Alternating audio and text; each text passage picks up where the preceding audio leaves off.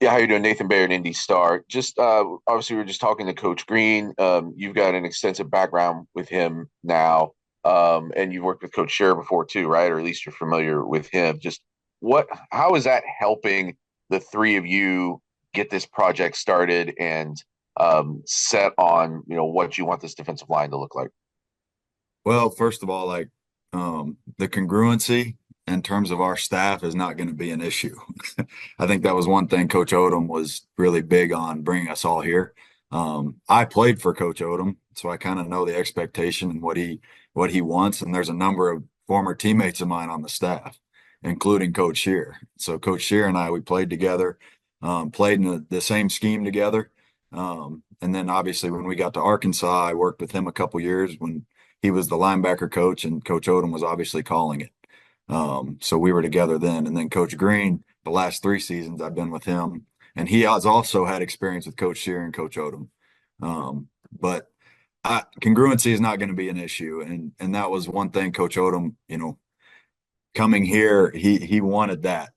It wasn't only just bring the best in and bring people in from all these different places. It was okay. What can I do to have a guys who align, and even asking us, who's someone who does align with us. And Coach Green, I mean, he's probably one of my closest friends in this, but we can also, it's kind of a relationship wise, there's trust built, but we can also agree to disagree on things and have honest conversations.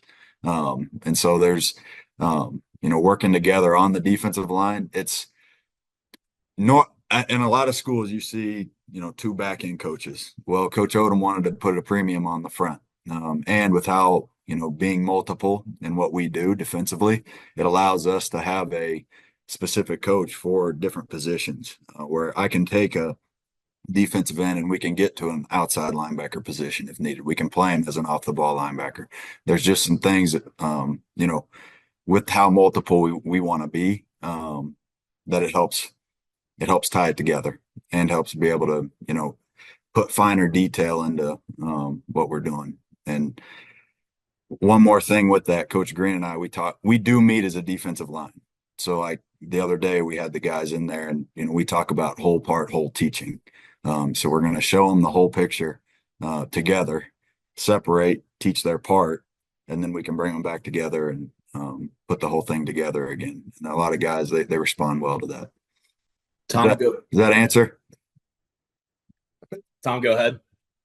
Yeah, Coach, can you sort of just assess the personnel? I know you haven't been on the field and pads and stuff, but kind of just your early sense on the players you're going to be able to work with here. Yeah. Well, I mean, when I got here, there wasn't very many on the roster in defensive end wise. Okay. And we ended up bringing one guy out we got one guy who was currently in the portal back here at Purdue, Jamari. And then we brought in two guys, Breon and CJ Nunnally. Breon Ishmael from Michigan, CJ Nunnally from Akron. I think, first of all, I'm proud of all of them in terms of their approach to what we've done this far. And, this morning was actually the first time we actually got to see them truly move around. I think you can maybe hear it in my voice a little bit. We just got done doing our first winning edge. And, that was honestly the first time we got to see them in action, face a little adversity, get to see them move around. And a lot of my guys in my room haven't necessarily played a whole lot of snaps. CJ Nunnally, the transfer from Akron, like he's by far the one who has played the most. But that also doesn't mean that he's played here at Purdue meaningful snaps. CJ Madden had just around 60 snaps this past year before getting hurt. Trey Smith had some snaps, but I'm excited to see, I'm personally excited to see what I have in my room. To this point, what I can tell you is I'm excited about who they are as people and their approach to what we've talked about, to Coach Rowe in the weight room. They've done everything we've asked, and we're just now starting to ramp up, so we'll be able to get a little better feel for that. But to answer your question, I'm excited about everyone. Landon Brooks, he's coming in as a freshman. Come in, he's long. Came in and he was in the 220s. Now he's in the 240s. And CJ Nunnally coming from Akron, he was light. Now he's close to 260 right now. Breon's gaining weight. Trey's gained some weight. CJ Madden, he's gained some weight, and it's not bad weight; it's good weight. And this is how I can eval them right now, in their approach and how they're approaching the weight room, their nutrition, how they're taking care of their bodies. And Jamari, he's shown flashes where I'm excited to see what he's able to do. And Logan Jellison, he's an in-state kid, and I'm really excited to see what he'll do this spring for us. And then obviously we have Mason Allnut coming in this summer, coming from Buffalo, New York, and I'm excited when he gets here. He's a bigger body, violent kid on tape, and I'm excited to bring him in. I just texted him with him this morning. Go to Sam. Yeah, you kind of touched on this little bits, but when you're a defensive end, you really are kind of a hybrid linebacker. And you talk about these guys all getting bigger, and I imagine that you want them to get bigger, but also not lose speed and things of that sort. But so what's kind of the ideal athlete for what you're looking at as a defensive end for this defense? Well, in this defense, the good thing about the way Coach Shear and I, Coach Odom, we have played about every scheme you could think of. We played in it when we were at Missouri. At Arkansas, we had to adjust our personnel. At UNLV, he adjusted to personnel. So a little bit of this spring is we're going to see where we're at. And I don't necessarily, with my guys, like you can tell when a guy's getting too heavy. But guys ask me a lot, and recruits ask me a lot. What weight do you want me at? Well, honestly, I'm recruiting good football players. I want a good football player, and I want you to be able to move at the weight you are at. But I also don't want you to really force. You need to have the correct habits to be able to put on the weight you're supposed to. But at the end of the day, I don't want you to panic on, I got to get to this weight. I think we can feel that out. Like there's a couple guys in my room right now that I'm saying, okay, I think, 255 is a good weight for you. Let's try to stick around there. But all the body types I have in my room, I'm into good football players. Obviously, you love length. You love guys who, are able to separate from offensive linemen. But we've got all kinds of shapes and sizes in our room right now. So, I think the biggest thing is as coaches, we can't just be limited to whatever we know. We have to adjust to whatever is the strong point of our guys, the best 11 that are going to be on the field together. So I'm not necessarily have this prototype figure. Obviously, when I'm recruiting, I have there's that you want to see length, you want to see.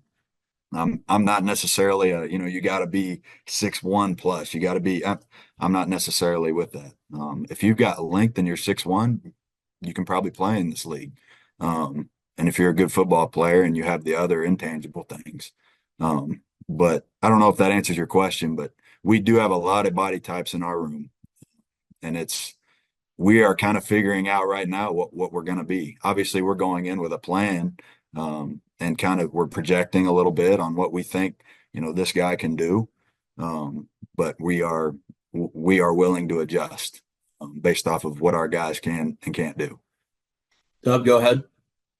Yeah, Jake, you kind of touched on it, the Winning Edge program. Can you talk a little bit about what that looks like? And I believe you went through that as a player as well. So just what do you remember about going through that and how much that helped you guys when you were a player? Yeah. So like the big thing with Coach Odom, like our motto here is hard, smart, tough, and simple wins. If you have those things, you give yourself a chance. And in terms of implementing what we want here, and what it takes to win, it's been a proven process since I played. And it's being able to pay attention to the details, to put your hand behind the line while you're tired, while you're in rep 20, after doing a whole different circuit station. And it's having the ability to focus and pay attention to that detail and finish while you're tired and while you're going through a little bit of adversity.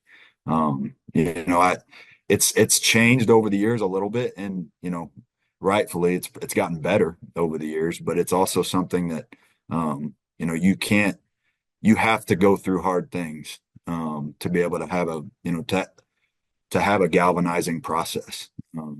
I think, and every year it's not just a year one thing. It's every year you have to continue to build on it.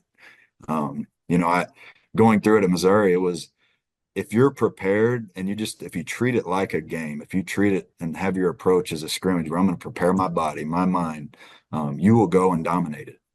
It's not like this undoable thing. And then having the pride and toughness to be able to stand tall between reps and to be able to breathe but not only is it during it, but it's your pre-preparation that trains guys to be able to, what are my habits through the week, and what are my habits in the weekend, coming out of the weekend on Tuesday.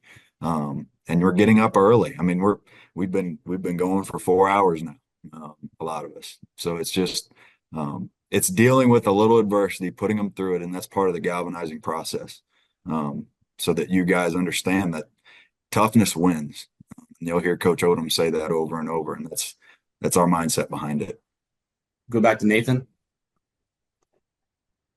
Yeah, can you go into a little more detail on CJ Nunnally, and is there anything you guys have seen from him so far that gives you some insight into why he had the success he did at Akron?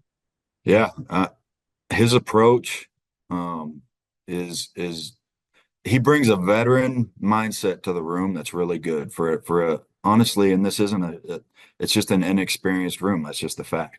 And CJ kind of brings in that older veteran mindset, and I think he would tell you, early on in his career, he's been to Jackson State, Independence, to Akron, and now he's going on his fourth school. And you tell me that is adversity in and of itself, moving that many times, having that many different coaches. And so I think he's brought a presence that is really good for our room, a maturity.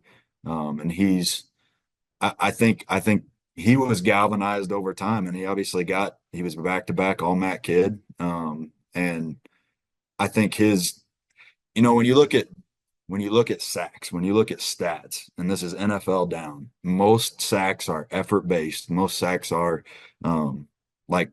it is not stopping on a play. And we will teach how to cross chop, how to double swipe, how to defeat an offensive lineman. But at the end of the day, it is effort. I do think his mindset and effort is what has allowed him to have success. That's one of the things that was super attractive for me is, yes, he checked boxes in terms of physical size, but it was, when I made the calls on who he was, that's what sold me on him. And that's what it tied the whole story together. Yes, he's got tools.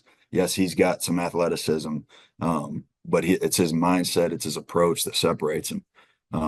Now it's a clean slate with the whole room. And he hasn't necessarily showed, like, he's got to show me continually, just like everybody in the room. And I think it's a competitive room. I'm excited about what they'll all put together through this spring. Back to Sam. Jake, you're coaching defensive ends at a school that is known for producing NFL caliber defensive ends and ones that go on and have great NFL careers. How kind of appetizing is that if you're recruiting a guy for that position, you have a list somewhere in that football building that says, hey, all these guys came here and made a name for themselves and made it to the league? Yeah, I mean, the den of defensive ends, it's written in the lobby. You go in the lobby and there's a spot on the wall, and I'm sure you guys have been here to where you've seen that. There's something on the lobby that's the den of defensive ends, and it's got all of the history of great defensive ends that have come through here. And honestly, I mean, I'm grateful to have this opportunity, but to have it at a Big Ten school like Purdue, at the highest stage, and I'm super grateful. And no, I don't take that lightly. But it's also something in recruiting I'm absolutely trying to show guys that you are able to have success here, and show the guys that have done it. It's everyone needs the example that's come ahead of them. And, that gives confidence of, okay, that can be me.